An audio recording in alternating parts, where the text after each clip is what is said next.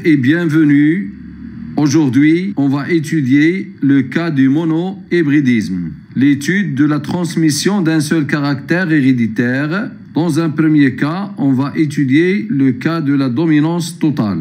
Alors, Mendel croisa deux variétés de race pure de pois, ne diffèrent que par un seul caractère, la forme des graines.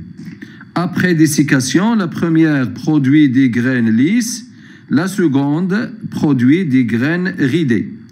Il réalisa ensuite la fécondation croisée des pistils de la variété à graines lisses par le pollen de la variété à graines ridées. Il obtenait en première génération F1 des plantes qui produisent des graines lisses. Dans un deuxième croisement, Mendel, après germination et floraison des plantes de F1, Mendel laissa l'autofécondation se réaliser et il obtenait en deuxième génération, qui est F2, 5474 graines lisses et 1850 graines ridées. Comme vous voyez dans ce schéma, il a croisé les individus, les parents graines ridées de race pure avec les graines lisses de race pure, c'est le premier croisement, et il a obtenu en F1 des graines de F1 qui sont lisses. Alors, avant de passer aux questions de cet exercice, on doit tout d'abord connaître quelques conseils qu'on doit toujours appliquer dans ce type d'exercice des lois statistiques de Mendel. En ce qui concerne l'analyse du premier croisement, que ce soit dans le cas du monohybridisme ou bien dans le cas du dihybridisme, qu'on va voir prochainement. La première des choses, c'est pour analyser ce croisement, c'est de déclarer le nombre de gènes étudiés dans l'exercice. Dans notre cas, on étudie un seul gène, donc on parle du monohybridisme. La deuxième chose à écrire dans notre analyse, c'est de s'interroger sur l'homogénéité de la génération F1. C'est-à-dire, est-ce que F1 est homogène ou non? Si il est homogène, les parents sont de race pure, c'est-à-dire ils sont homozygotes. Et la première loi de Mendel est vérifiée car il stipule que lorsque les parents d'un croisement sont de race pure, alors la première génération doit être homogène, c'est-à-dire phénotypiquement, les individus voient avoir le même phénotype. Le troisième tiré, c'est de s'interroger sur le phénotype des individus de F1, c'est-à-dire il faut le comparer avec le phénotype des parents. Dans le cas, il ressemble au phénotype de l'un des parents, on dit qu'il est parental, alors on dit qu'on a une dominance complète. Si il ne ressemble à aucun parent, on dit qu'on a une codominance. Et la dernière chose à déclarer dans notre analyse, c'est de donner des symboles appropriés aux allèles. Parfois, on vous leur donne à la fin de l'exercice et on vous signale les lettres qu'on doit utiliser pour la symbolisation des allèles, à condition de donner la lettre majuscule à l'allèle dominant et la lettre minuscule à l'allèle récessif dans le cas de la dominance totale. Mais dans le cas d'une codominance, on leur donne tous les deux une lettre majuscule. Chacun a sa lettre majuscule. Alors, en revenant à notre énoncé, on voit que ils ont déclaré dans l'énoncé que les deux variétés sont de race pure, c'est-à-dire les parents sont de race pure. On a la race des parents et les purs. Et au cours de la première génération, toutes les plantes, il obtenait en première génération F1 des plantes qui produisent des graines lisses, c'est-à-dire la première génération, elle est homogène. Donc, dans notre analyse, on va passer aux questions de cet exercice. La première question, c'est d'interpréter le croisement et les résultats obtenus. Que peut-on conclure? Interpréter, c'est-à-dire on doit analyser et expliquer chromosomiquement le croisement. Donc, au cours de cette interprétation, le mot interpréter est égal à analyser puis expliquer chromosomiquement le croisement. Alors, analyse du premier croisement. D'après l'énoncé, on remarque qu'on étudie la transmission d'un seul caractère génétique qui est la couleur des graines. Donc, c'est le cas d'un monohybridisme. Les parents sont de race pure, car il est déclaré dans l'énoncé, car les hybrides de F1 ont tous le même phénotype, lisse, qui ressemble à celui de l'un des parents, donc il est parental, c'est-à-dire F1 est homogène. Cela constitue la première loi de Mendel. Donc, ils produisent par la méiose qui sépare les chromosomes homologues, chacun un seul type de gamète porteur de l'allèle lisse pour la souche lisse et l'allèle ridé pour la souche ridée. Alors, avant de continuer notre explication et notre analyse, on va énoncer la première loi de Mendel.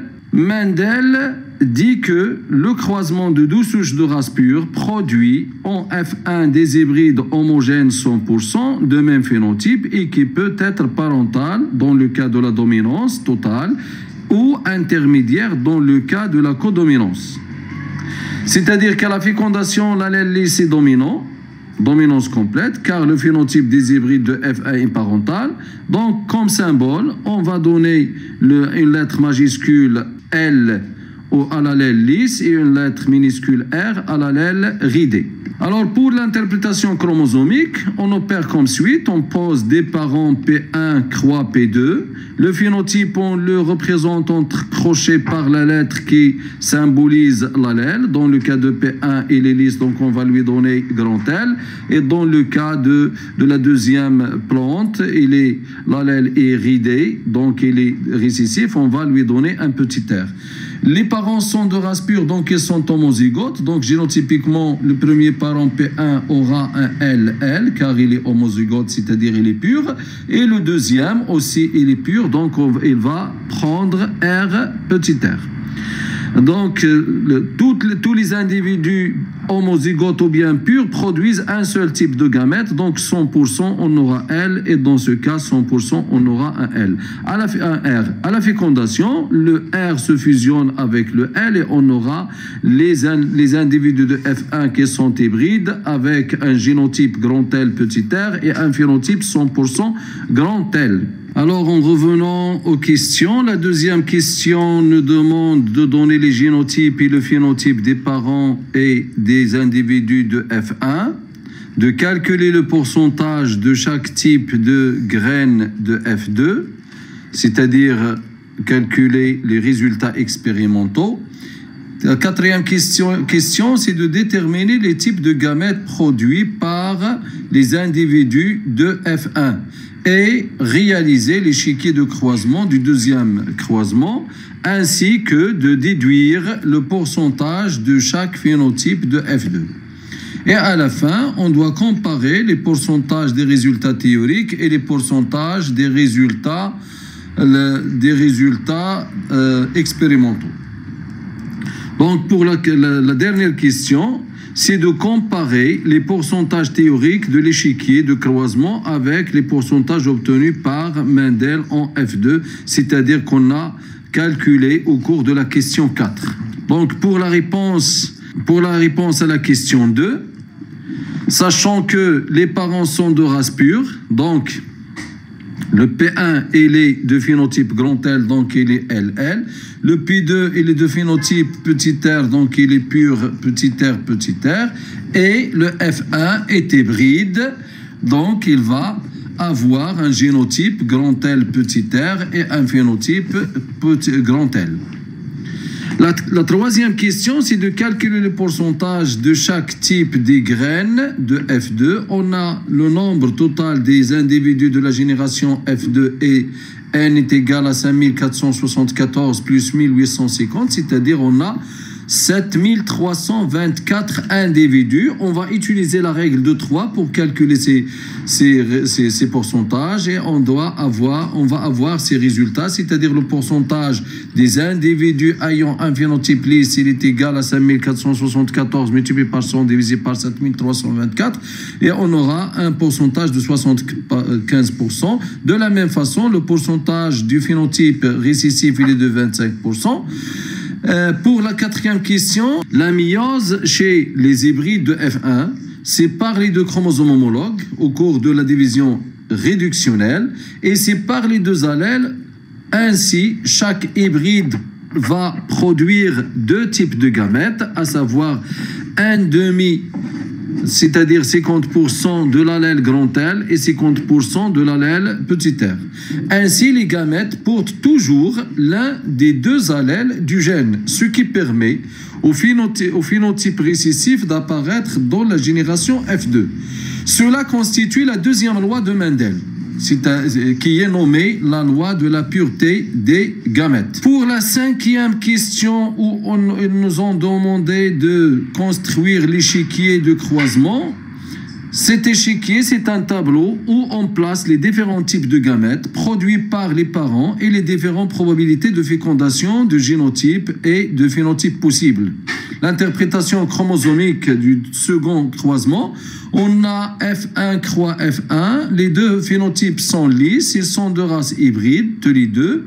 Les génotypes grand L petit r, donc ils vont produire chacun deux types de gamètes différents, à savoir 50% de gamètes qui portent l'allèle grand L et 50% des gamètes portent l'allèle petit r.